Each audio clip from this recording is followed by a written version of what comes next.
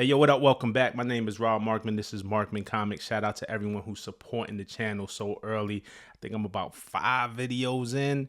So shout out to everybody who's here, man. Please subscribe, please like, please comment. I try to respond to every single comment unless there's some trolling or something. Now, I know it's Monday. Technically, New Comic Day is Wednesday. And I eventually want to get into a place with this channel where I'm doing new pickup videos on Wednesday. But last week I was out of town. I had to go to LA for work. So I ordered my books from Midtown Comics via mail ahead of time. So by the time I got back home on Saturday, they would be waiting for me.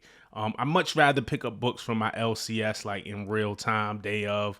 Also, I should probably set up a pull list. I'm not the most organized person. I do have a lot going on. A pull list will help me. We'll get there. But I also like going through the racks, like, you know what I'm saying? But a pull list will probably make my life easier. Anyway, order books from Midtown Comics. But when I was in LA for work, I found myself with a little bit of time. So I wanted to check out Golden Apple Comics for the first time, obviously. We've all heard of Golden Apple Comics. Probably ordered some stuff from them online, or if you're in Cali, if you're in LA, surely you visited there. So, I picked up a few things from off the stand there. I didn't get any back issues or anything like that. I didn't want to commit to digging. I didn't have enough time to kind of go through the bins, and there wasn't really anything that they had that I was looking for in terms of like for my PC for real. So, we're gonna go through what I picked up, man. Here's what I picked up. First of all, DC AllIn #1, because I forgot to put this on my Midtown list. All right.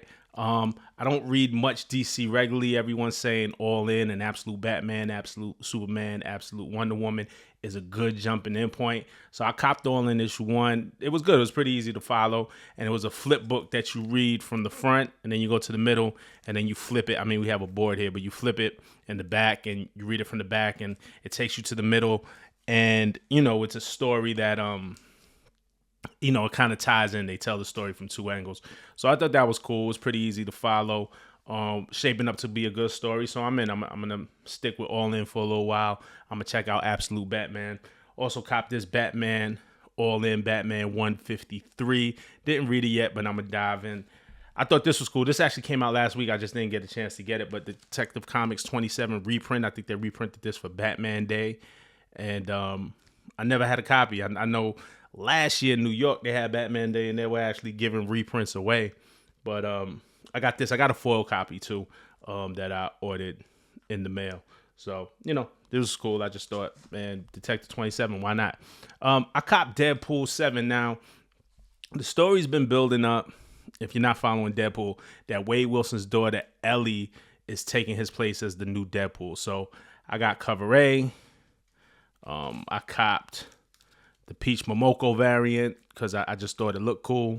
And then I copped the cover F 1 in 25 variant. Now, I don't normally play the variant game and definitely not as like an investment, you know what I'm saying? I just like the cover. Like if I like the cover, I'll get a variant. If it looks interesting to me, if it's by one of my favorite artists, I'll get a variant. But I don't really do the variant games and the 1 in 25, the 1 in 100s as an investment opportunity. I kind of feel like, the way I buy books, I have to have a personal attachment to it. Like obviously some things are good investments, right? Like cool. And, I do want my collection to be valuable, but most of the books that I have that I love that are worth something, I have some type of personal connection to. So, but I just thought this cover was cool. 1 in 25 variant. Golden Apple wants $50 online for it. I think that's way too much. I actually paid $22 for it, and I think that was kind of high. But again, I like the cover. Now, when I went to Golden Apple, you know what I'm saying? I just wanted to read some books while I was in LA. I knew they were going to be waiting for me when I got home. I didn't want to wait. So, I also picked up another cover A of Deadpool because I knew that one was waiting for me at home. But I'm like, man, let me just read this while I'm out in LA. And then I noticed that when I got to the hotel, that this one had a signature on the cover.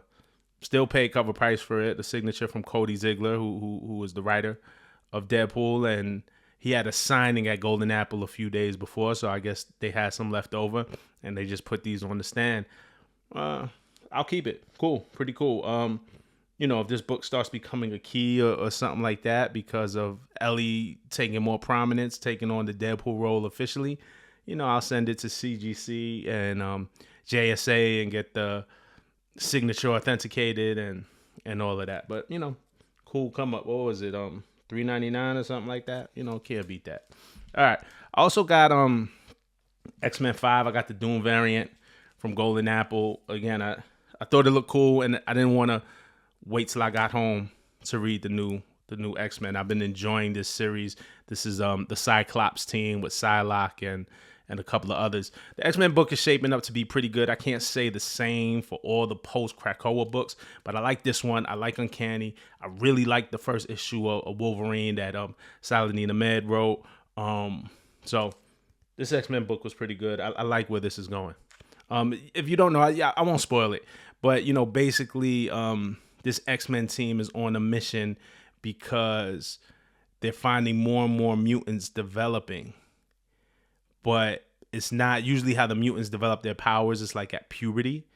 And, when they're a kid, something maybe traumatic happens and triggers the powers. And that's how all the X-Men kind of got their powers. Like most of them, that's their story.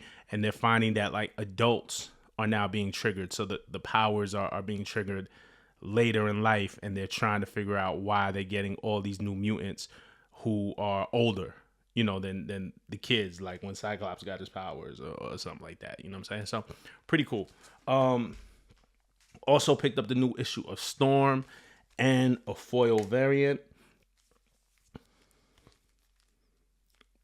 Pretty dope first issue, written really well. We have X-Men Storm. We have Storm on the Avengers now.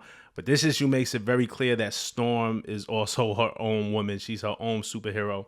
So it'll be interesting to see how Storm fits in the Avengers and where this will go. But this is a dope setup, and it goes along that same line of mutants with new powers. There are a lot of new mutants being introduced in the post-Krakoa era. But again, there's a lot of books I'm not feeling with that From the Ashes with the X-Men. Like X-Force comes out this week. I think I'm just going to leave X-Force alone.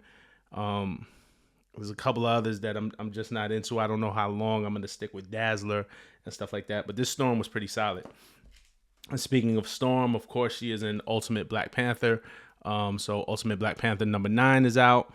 Picked up this. I've been picking up the Ultimate issues. Spider-Man is my favorite, like I said last week. The Ultimate books, the actual title, the Ultimates. It's all right. You know what I'm saying? I'm trying to see where it goes. Black Panther is cool.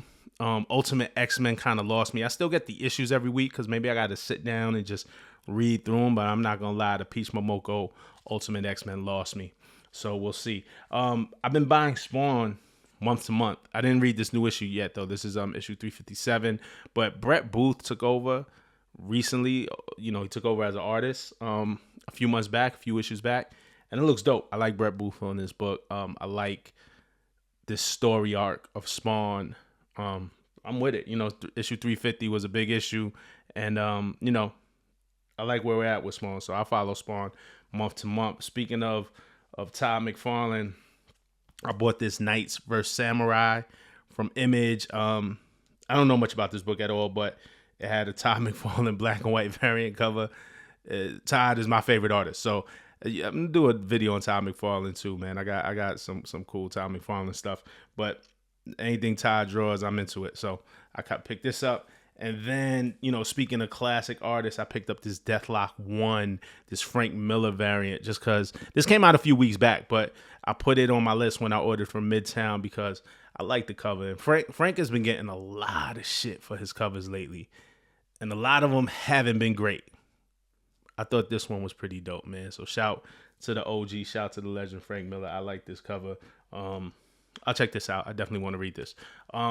That's it for this week, man. I definitely want to know what y'all are reading, what y'all looking forward to in the upcoming week. Absolute Batman is dropping on Wednesday, so that's going to be a big one. And there's probably like 8 to 9 different variants. I definitely got my eye on a few. There were a couple of covers I like. I know there's a Jim Lee variant. Again, Jim Lee is kind of like tied to me. If I see something Jim Lee, I'm definitely going to cop it. Marvel is dropping a new Red Band Blade book. So that should be interesting what they're doing with the Red Band series. I'm going to do a Red Band video too. Let me know what y'all think about the Red Band Marvel initiative, because I'm, like Wolverine Revenge, Red Band versus the regular edition. I'm expecting the Red Band to be way more gory, and it's not. It's just like the same book with a couple of panels, but it's nothing like nothing in the Red Band thus far from Blood Hunt, and I started with Blood Hunt, has really given me that wow factor. Let me know how y'all feel though. And Sentinels is another X-Men, is another post-Krakoa from the Ashes book. I'll check out issue number 1. I think this one's just a mini series though. But it's a lot of X-Men. Marvel is asking a lot of us to keep up with all these X-Men books, and I'm not sure that I'm with it. I'll pick up Sentinels and see where it goes, but if it doesn't grab me, I might let it go pretty early. But that's my list. That's what I'm reading. That's what I'll be into this week. I want to know from y'all. So again, like, subscribe, comment. Definitely let me know what y'all reading. Give me some good recommendations. Let me know what you think about the books that I pulled and anything else I should be, hip to. Anything else I should be reading. All right. Till the next time. Peace.